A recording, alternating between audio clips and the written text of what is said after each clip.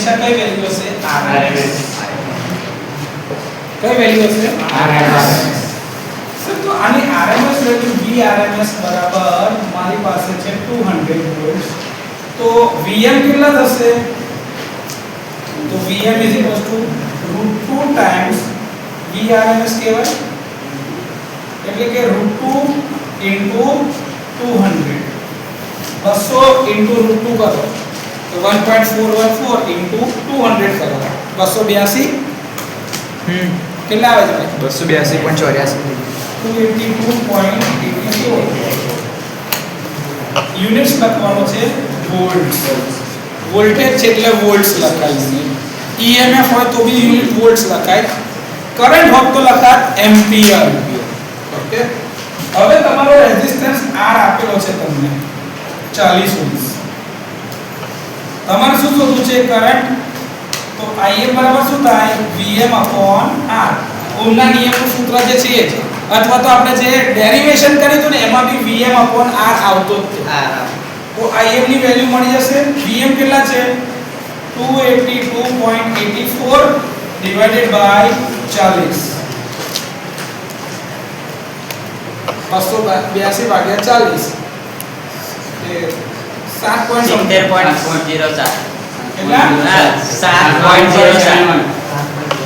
7.07 એમ્પિયર્સ આ તમારી maximum value થઈ ગઈ ડન તમારી ઇક્વેશન આમાં RMS શોધવી હોય તો કેટલી થશે ભાઈ IRMS બરાબર Im by √2 એટલે કે 7.07 divided by √2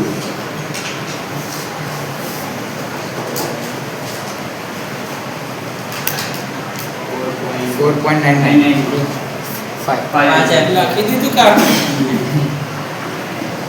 આ જાદુ નહીં કરતો આ ગણતરી મને ઘણા વખતથી ખબર જ છે એટલે અમુક જે આવશે ને એ જવાબો એની મેં તે લખી દઈશ અમુક જવાબો મગજમાં ફિટ થઈ ગયા છે એટલે એટલા માટે નહીં પણ આટલા વર્ષોથી આ જ ગણતરીઓ કરતા એ તો અંદાજો છે હવે આપણે ઇક્વેશન લખવાનું છે તો ઇક્વેશન શું લખાવે વોલ્ટેજનું સ્મોલ v બરાબર ભાઈ કોણ બોલશે ગુરુરાજ ઇક્વેશન v બરાબર v equals to Vm sin omega t પણ ઓમેગા ની સર વેલ્યુ નાખવી હોય તો શોધી નાખીએ ને ઓમેગા બરાબર શું થાય 2 છે આપણી પાસે તો 2 pi f 2 pi f ની વેલ્યુ કેટલી છે 50 જવાબ શું 314.2 તમાર ચોપડી એવું આલેલું છે મને વાંધો નહીં મેં તો 314 લખું છું દર વખતે કેમ કે 50 * 2 એટલે 100 અને 3.14 એટલે 314 સીધો હિસાબ છે પણ તમારી ચોપડી 314.2 લખે છે તો છોકરા જે એક્ઝેક્ટ ચોપડી ફોલો કરે છે ને પછી શું કહે દાખલો ખોટો હતો ખોટો નહીં હોતો આ બેસિક કેલ્ક્યુલેશન છે એટલે આપણે ગુણવાનું શું પાઈ સાથે જ ગુણવાના તો તમારા ચોપડીના એક્ઝેક્ટ જવાબ તમને મળતા જાય શું છે ભાઈ 314.2 अच्छा 314.15 આને રાઉન્ડ ઓફ કરી નાખીએ તો એ મળે છે 314.2 રેડિયન પર સેકન્ડ તો તમારી પાસે ફ્રીક્વન્સી છે તો ટાઈમ પીરિયડ મળે t 1/f 1/50 0.08 મારી આ વર્ષોની અંદર જે હું લખું છું 20 મિલીસેકન્ડ તમે આને આ જ લખો છો 0.02 સેકન્ડ્સ હું આને જ લખું છું 20 મિલીસેકન્ડ્સ બે એક જ છે ખાલી દશાંશ ચિહ્ન તમે કેવી રીતે મૂકો છો એનાથી ફરક પડે છે સિમ્પલ ઓકે તો હવે મારે Vm બરાબર કેટલા લખાય 282.84 ઇક્વેશનમાં કિંમતને 96 કર દો ચાલો 282.84 sin ઓમેગા ની વેલ્યુ કેટલી શોધી છે 314.2 t અને એનો એકમ શું છે વોલ્ટ્સ એટલે v લખે ડન ચલો કરંટ માટેનું ઇક્વેશન શું થશે ભાઈ ગુરુરાજ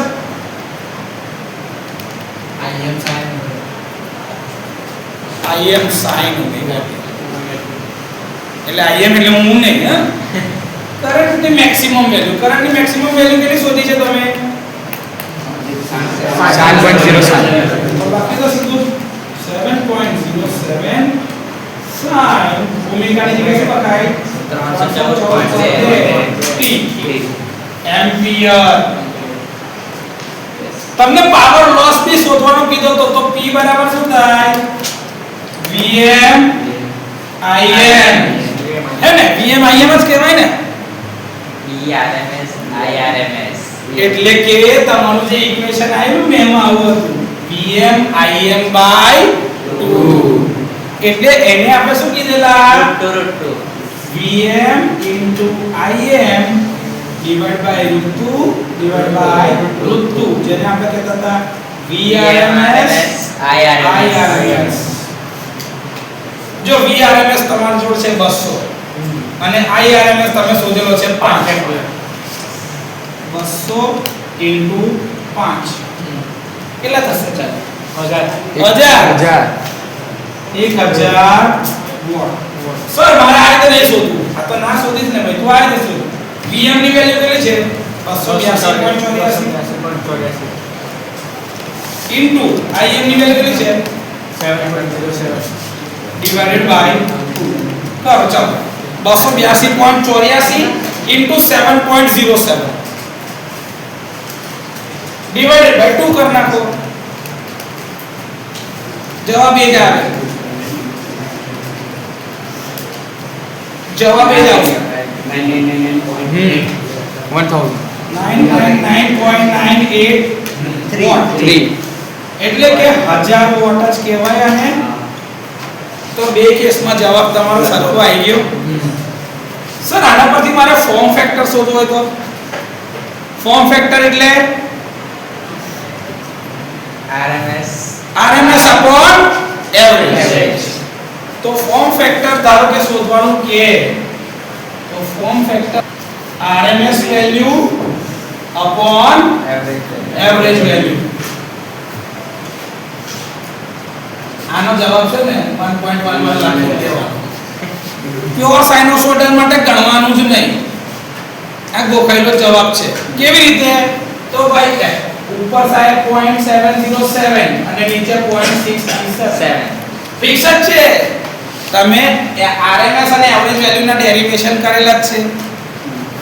એ જ કિંમતો ખાલી શું કરી દીધી, એનો જવાબ આ જ આવશે. ગણી દો હજી બી એ જ આવે એને એ જ આવવું જોઈએ. પીક ફેક્ટર એટલે શું થાય મેક્સિમમ અપોન RMS. તો મેક્સિમમ અપોન RMS કરીએ. RMS એટલે મેક્સિમમ બાય ઋતુ કઈ જતો એ ઉપર, મેક્સિમમ ખચાક ઉડી ગયા તો રહીશું ઋતુ એટલે 1.414 ગણવાનું ને ડાયરેક્ટ લખી દેવાનું 1.414. આ જવાબ જ હોય દર વખતે. જો પ્યોર સાઇનોસોઇડલ માં બે ક્વોન્ટિટી ગણવાનું કે ને આખો નીચે જવાબ લખીને જ આવવું આ જ હોય. પણ પ્યોર સાઇનોસોઇડલ હોય તો જ, ટ્રાયંગ્યુલર હોય કાં તો સ્ક્વેર વેવ હોય તો આ જવાબ બદલાય. એટલે જ્યારે તમને કીધું હોય, અને પીક ફેક્ટરનું બીજું નામ છે ક્રેસ્ટ ફેક્ટર. પીક ફેક્ટરનું બીજું નામ શું છે? Crest factor. તો અમુક વાર આવું પૂછે ને તો છોકરા કન્ફ્યુઝ થઈ જાય. એ કન્ફ્યુઝ ના થાય એટલે આ શીખવાડે છે કે આ ક્રેસ્ટ ફેક્ટર પૂછે તો બી યાદ લખાય. ક્લિયર છે? પહેલા ચેપ્ટરના જેટલી બી ક્વોન્ટિટી હતી બધી આનાથી શોધાઈ જાય, કશું બાકી રહે નહીં. ક્લિયર? લખી નાખો. કરી રહ્યા છે ચેપ્ટર નંબર 2 માં ટોપિક નંબર 2. હવે અમારી સર્કિટ આવશે એ છે તમારી પ્યોર રેઝિસ્ટિવ સર્કિટ જેવી હતી એવી પ્યોર ઇન્ડક્ટિવ સર્કિટ. રેઝિસ્ટન્સ એટલે કે મટીરીયલની એક પ્રોપર્ટી કે રેઝિસ્ટન્સ જે છે એક મટીરીયલની પ્રોપર્ટી છે. રેઝિસ્ટન્સ એટલે કે કરંટનો ઓપોઝ કરવો છે. કરંટનો ઓપોઝ.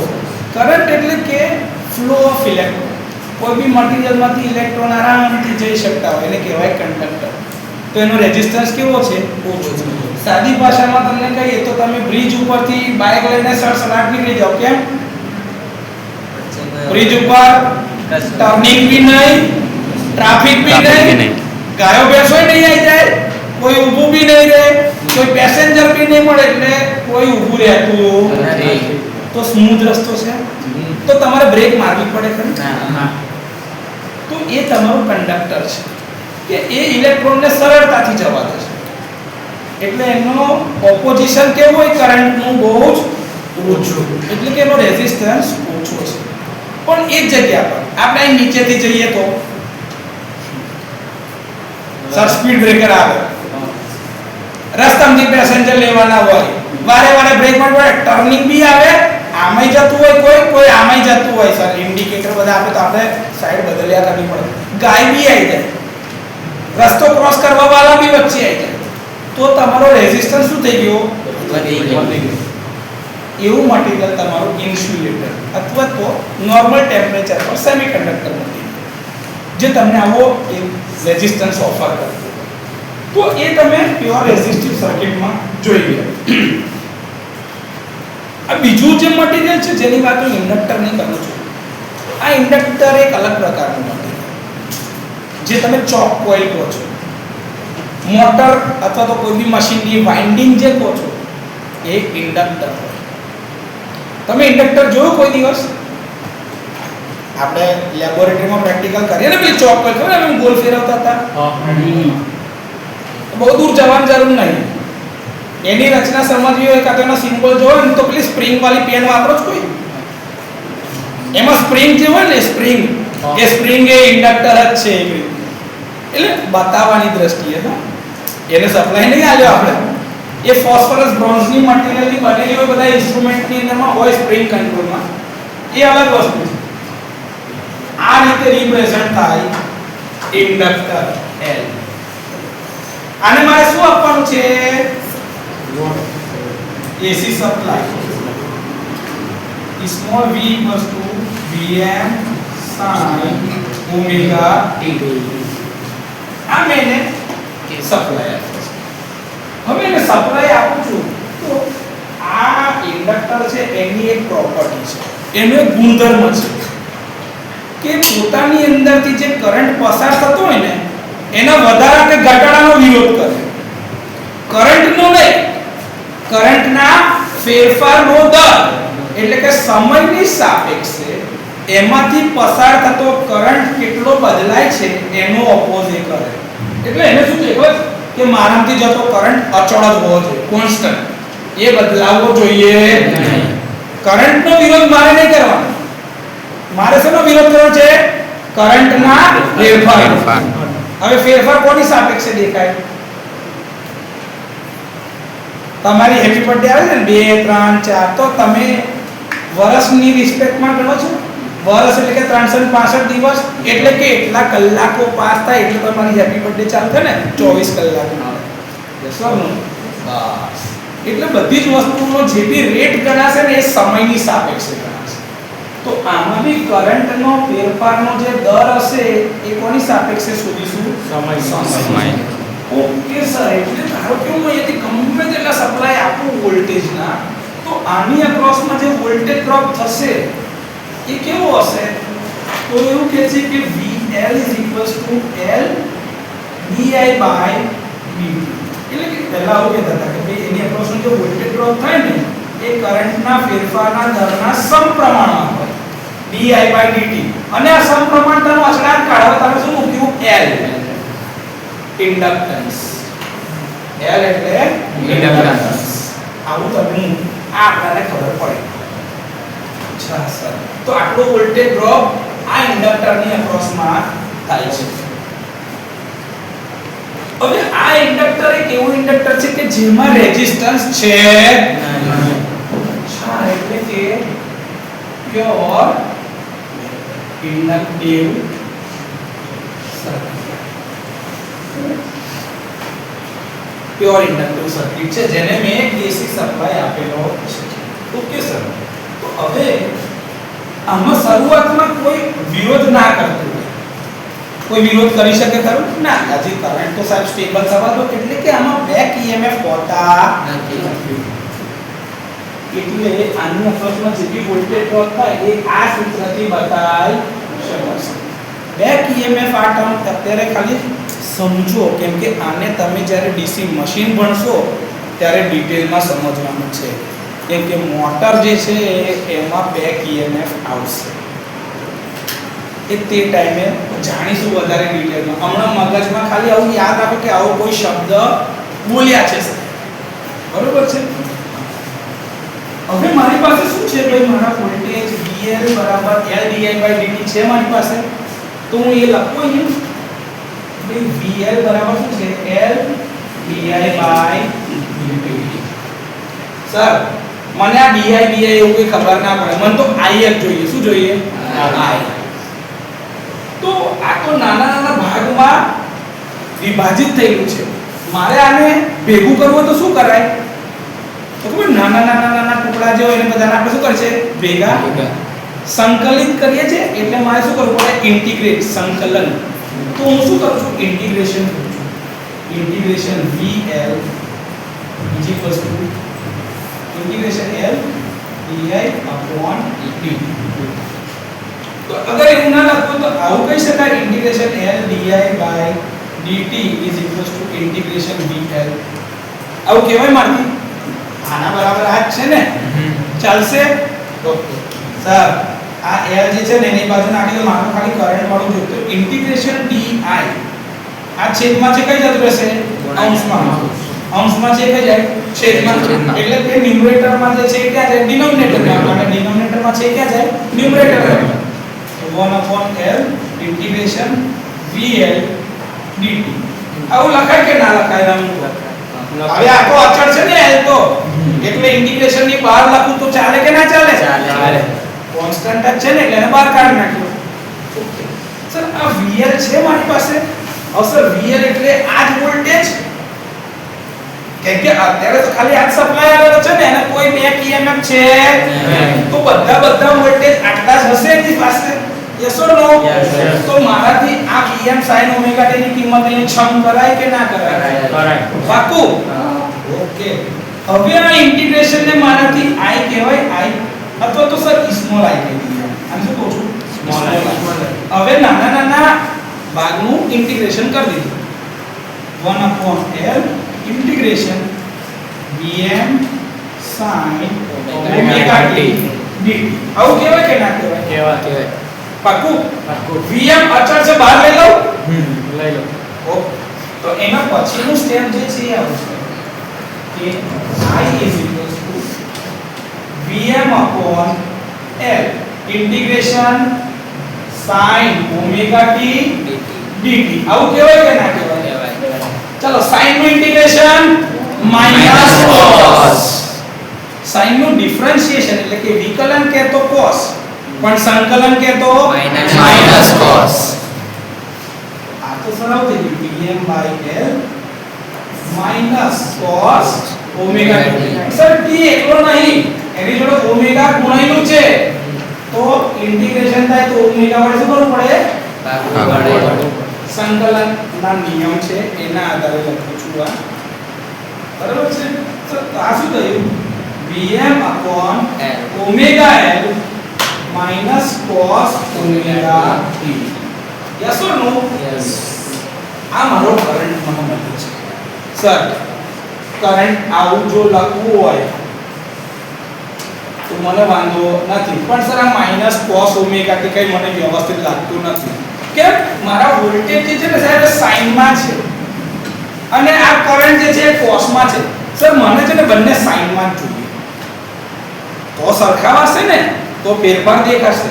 હા તારી વાત તો સાચી છે, બંને તારે એક જ સ્વરૂપમાં જોઈશે કે ભાઈ બંને સાઇનો શોધેલ હોવા જોઈએ. તો સર હું શું કરું? સર કશું બી કરો, cos ને સાઇન બનાવો. cos ને સાઇન કેવી રીતે બનાવીશું? ત્યાં આપણી પાસે ત્રિકોણમિતિ પિક્ચરમાં તમને ખબર છે, તમે આવું કંઈક ભણેલા હતા કે આખું એક સર્કલ જે છે 360 ડિગ્રી નું બને છે. એ 360 ડિગ્રી ને તમે ચાર ભાગ પાડો છો એટલે એના ચાર ચરણ બને છે. First quadrant, second quadrant, third quadrant અને ફોર્થ ક્વોડ્રન્ટ. પહેલાની અંદરમાં x positive, y negative. Positive ને પહેલા માટે positive positive negative negative okay sir પહેલામાં બધું પોઝિટિવ બીજામાં x નેગેટિવ y પોઝિટિવ ત્રીજામાં બંને નેગેટિવ અને ચોથામાં બંને x પોઝિટિવ ને y નેગેટિવ આના તમે આવું શીખલા હતા કે અહીંયા બધું પોઝિટિવ એટલે ઓલ બધા વિધેય અહીંયા કેવા છે પોઝિટિવ x એટલે cos કમ્પોનન્ટ અને y એટલે sin કમ્પોનન્ટ તો અહીંયા કયું પોઝિટિવ છે y તો કયો કમ્પોનન્ટ Sin. અહીંયા કયું પોઝિટિવ છે અહીંયા cos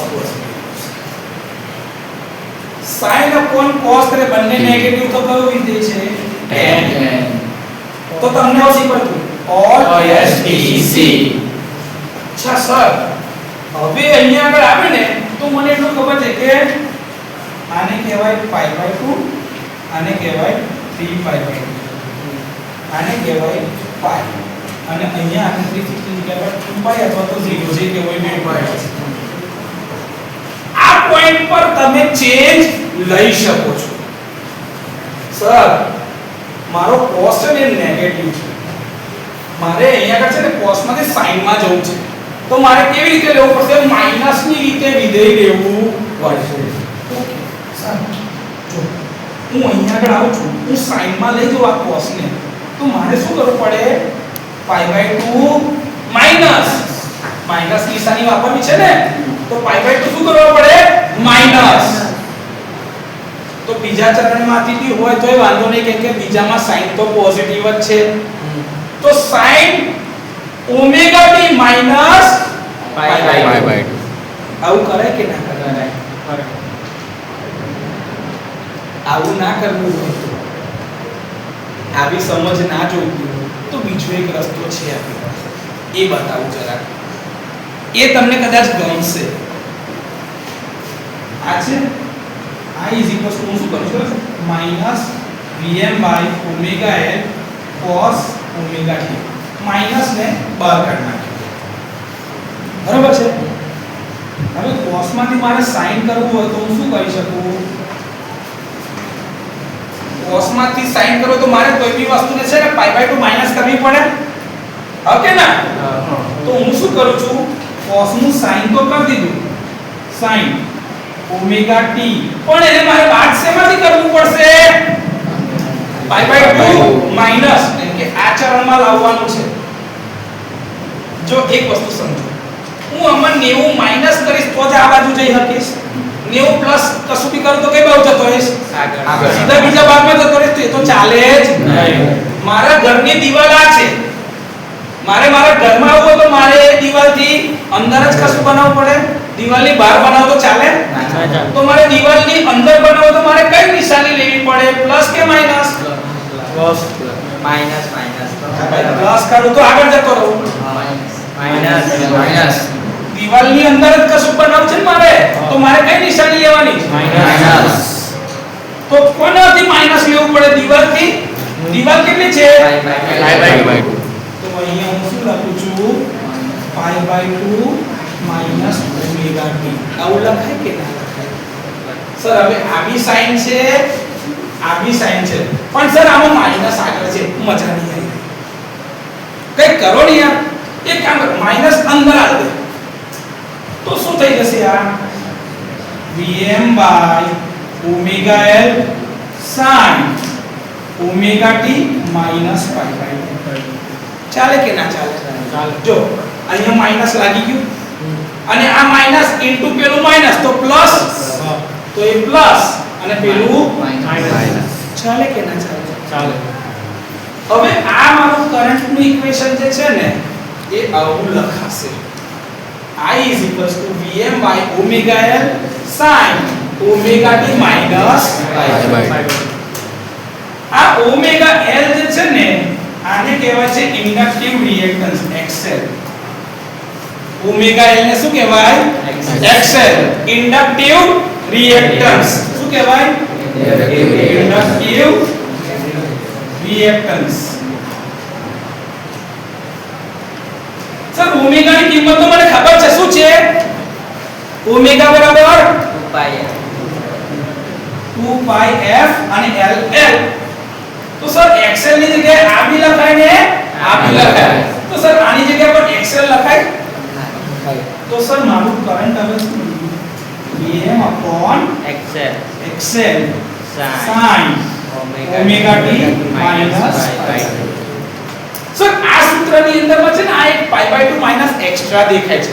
હવે એ કેવો છે માઈનસ નો મતલબ શું થાય પાછળ માઈનસ નો મતલબ શું થાય પાછળ છે અચ્છા તો સર કોણ પાછળ છે કરંટ કોનાથી voltage તો સર હવે એક વસ્તુ ખબર પડી કે પ્યોર ઇન્ડક્ટિવ સર્કિટમાં કરંટ વોલ્ટેજ કરતા પાછળ છે કેટલાથી પાઈ બાય 2 થી પાઈ બાય 2 એટલે કેટલા ડિગ્રી 90 સર તો આ તો હવે ખબર પડી કે પ્યોર ઇન્ડક્ટિવ સર્કિટમાં કરંટ વોલ્ટેજ કરતા 90 ડિગ્રી પાછળ છે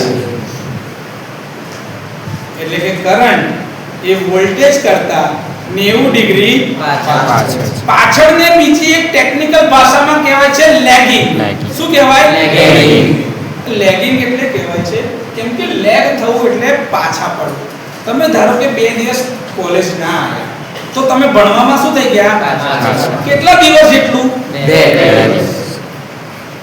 એવું જ છે આ કેટલા ડિગ્રીથી પાછળ છે તો મારા જેવું કહેવાય પ્યોર ઇન્ડક્ટિવ સર્કિટમાં કરંટ વોલ્ટેજ થી 90 ડિગ્રી લેગિંગ છે 90 ડિગ્રી થી લેગિંગ છે એવું કહેવાય એટલે કે લેગિંગ માં એટલે પાછળ છે એવું જ કહ્યું ને કઈ નવું તો આપણે કહેતા નથી ઓકે સર તો in a pure inductive circuit current lags voltage by 90 degree કહેવાય કે ના કહેવાય સર અહીંયા આગળ RMS તો RMS મેક્સિમમ તો મેક્સિમમ ઇન્સ્ટન્ટેનિયસ તો ઇન્સ્ટન્ટેનિયસ દરેક વસ્તુમાં આ સ્ટેટમેન્ટ સાચું છે કે વોલ્ટેજ કરંટ કરતા પાછળ રહેશે કેટલા ડિગ્રીથી 90 ડિગ્રી સર ધારો કે હું કહું કે અમારો વોલ્ટેજ છે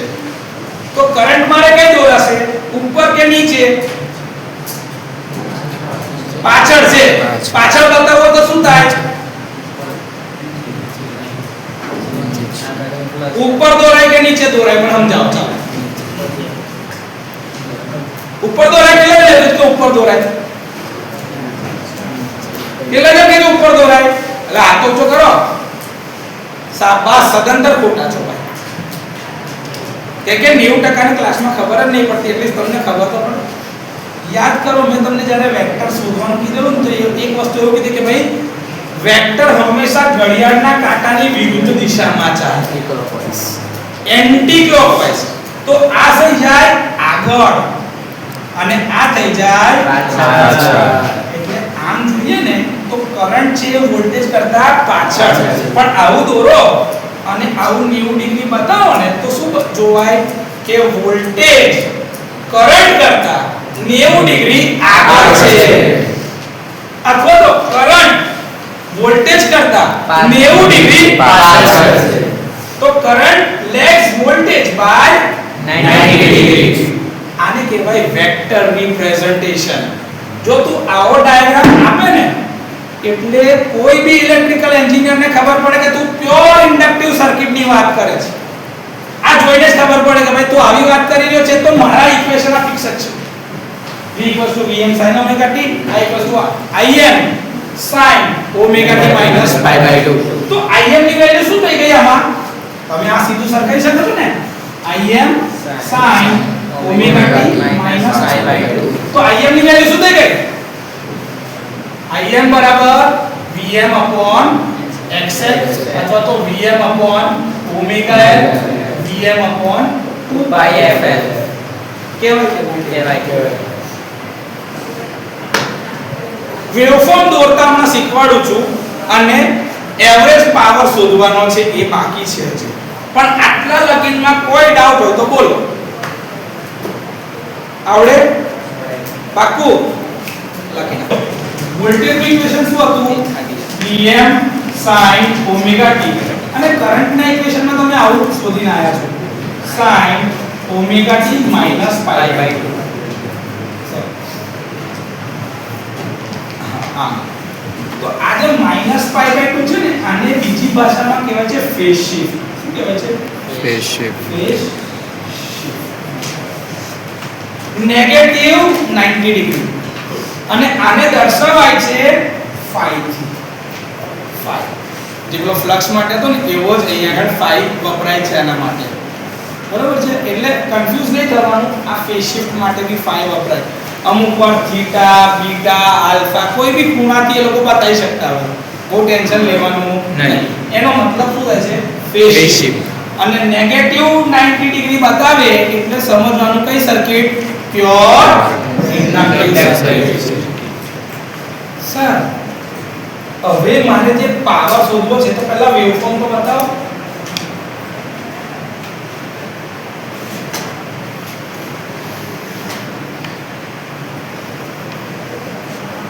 આ એક સાયકલ છે વોલ્ટેજ વાળી સર બીજી બી એક થોડી દૂર કરો સ્ટ્રેટેજિકલી એટલે લગીને કરું છું હા ચિંતા નહીં હવે 90 ડિગ્રી કરંટ પાછળ છે આ શું થઈ ગયા 90 ડિગ્રી પાછળ એની શરૂઆત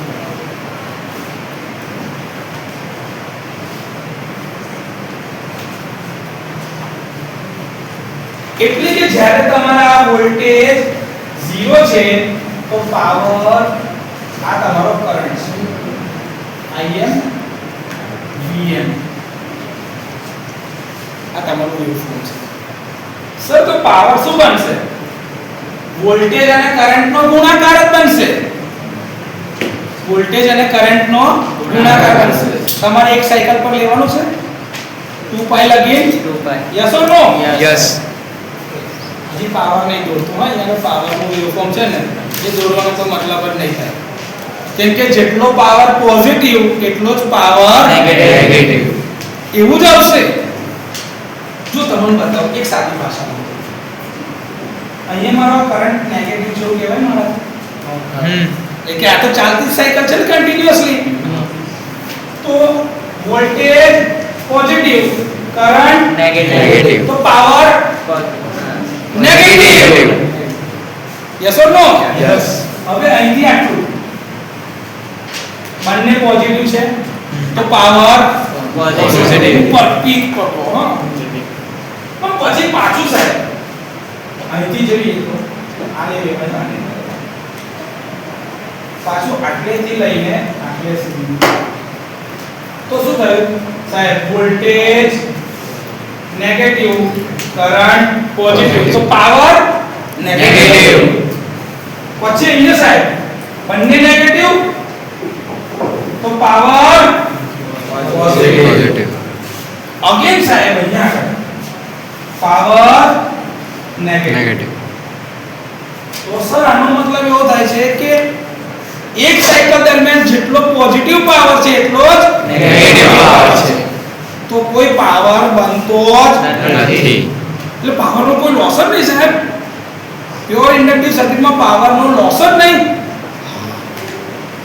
કેવી રીતે સાહેબ વેવફોર્મ જોઈ લે સર આ તો નહીં ખબર પડતી મેથેમેટિક્સ જૂઠું ના બોલે સર ગણિત કરવાનું સર ગણિત P બરાબર V into I આવું કહેવાય કે નહીં વોલ્ટેજ નું ઇક્વેશન શું છે Vm sin omega t into Im sin omega t minus pi by 2 આવું કહેવાય yes or no Yes. Sir તમે આમાં કંઈક પેલું કરેલું હતું ને એ જ કરો ને પાછું તો Vm into Im sin omega t અને સાહેબ પેલું માઈનસ લઈ દો એટલે આ સીધું થઈ જશે cos omega t પેલું પહેલું ફોર્મ જે આવ્યું હતું ને એ જ લાવી દીધું ખાલી તો સર આ sin બી છે આ cos બી છે અને અહીંયા માઈનસ બી આવ્યું સર આ sin અને cos નું ઇન્ટિગ્રેશન કરીશ ને તો નહીં થાય કે મલ્ટીપ્લિકેશન માં આવું તો નહીં કરતું ને ઇન્ટિગ્રેશન તો સર શું કરું હા પેલું ઇક્વેશન યાદ કર sin સ્ક્વેર થીટા RMS વાળામાં લીધેલું ને હા sin square theta બરાબર માઈનસ ના 2 sin theta by 2 cos theta by 2 આ એક સ્વરૂપ છે એટલે કે સર અડધું તો અહીં શું થાય ડબલ અને સાહેબ બે વડે ગુણવું પડે બે વડે ગુણી નાખવું બે વડે ભાગ્યા 2 sin cos થઈ ગયું 2 sin cos સોરી આ sin 2 થીટા છે ભૂલ થઈ ગઈ sin 2 થીટા છે ડબલ તો સર આ શું બની જશે minus vm im by 2 sin 2 theta છે તો sin 2 omega t yes or no Yes. sin 2 omega t આવું થાય કે ના થાય yes or no Yes. પાકું તો સાહેબ મારો પાવર આટલો બને છે પણ સર આ તો ખાલી કિંમત છે મારે તો એક સાયકલ ઉપર લેવાનું છે ને ડેરિવેશન તો average power on one cycle is integration 0 to 2 pi p dt is equals to integration 1 upon 2 pi common 0 to 2 pi p dt ની જગ્યાએ આપણે કિંમત મુકાય minus vm im by 2 sin 2 omega t dt આવું કહેવાય કે ના કહેવાય પાક્કું કહેવાય ચાલો અચળ વેલ્યુ છે બહાર લઈ લો minus vm im by 2 into 2 એટલે 4 pi 0 થી 2 pi sin 2 omega t dt આવું કહેવાય કે ના કહેવાય અચળ તમને બહાર લઈ લીધું બાકીનું રહેવા દીધું છે ઓકે ના સર sin નું integration minus cos લગાય minus vm im upon 4 pi minus cos 2 omega t by 2 omega 0 થી 2 pi yes or no આવું કહેવાય કે ના કહેવાય ડન મેં કોઈ નવું કર્યું જ જે નિયમ છે સર આ માઈનસ બહાર કાઢો 2 ઓમેગા બહાર કાઢો ચાલે પાક્કું તો સર ઇક્વેશન હવે શું બનશે આપણું અહીં લખું છું માઈનસ માઈનસ નું plus vm im upon 4 to the 8 pi omega અને શું બની ગયું cos 2 omega t 0 અને 2 pi yes or no Yes. હવે ઓમેગા t ની જગ્યાએ પહેલા 2 pi મૂકો અને પછી 0 મૂકો તો હવે vm im upon 8 pi omega cos 4 pi 2 into 2 pi એટલે 4 pi minus cos 2 into 0 0 cos 4 pi करो 4 pi નો cos 1 1 જ આવશે cos 4 pi 1 cos 0 1 1 minus 1 0 0 into 0 તો એવરેજ પાવર જે જાય છે લોસ માં એ શું છે 0 એટલે સર પ્યોર ઇન્ડક્ટિવ સર્કિટ માં કોઈ પાવર લોસ નહીં થયો ના તો સર પાવર કઈ રહી ગયો ઇન્ડક્ટર ની અંદર સ્ટોર કરી રાખે છે પાવર તો ઇન્ડક્ટર ની એક પ્રોપર્ટી છે પાવર ને શું કરી રાખશે સ્ટોર કયા ફોર્મમાં તો કે ઇલેક્ટ્રોમેગ્નેટિક ચુંબકીય ગુણધર્મ જેના દ્વારા પેદા થાય એના દ્વારા એ પાવર ને સ્ટોર કરી રાખે છે ક્લિયર કોઈ ડાઉટ તો પ્યોર ઇન્ડક્ટિવ સર્કિટ નો પાવર કેટલો છે લોસ માં 0 એનું પાવર કન્ઝમ્પશન જે છે એ 0 થઈ જશે લોસ એનો લોસ શું છે 0 એટલે કે ક્યાંય પાવર નો વ્યય થતો નથી બધે બધો પાવર શું છે ઇન્ડક્ટર માં સ્ટોર સાદી ભાષામાં કહે તો જેટલું નેગેટિવ છે એટલું જ પોઝિટિવ છે તો શું થઈ ગયું 0 એટલે પ્યોર ઇન્ડક્ટિવ સર્કિટ પૂછશે તો એનો પાવર લોસ 0 ક્લિયર કોઈ ડાઉટ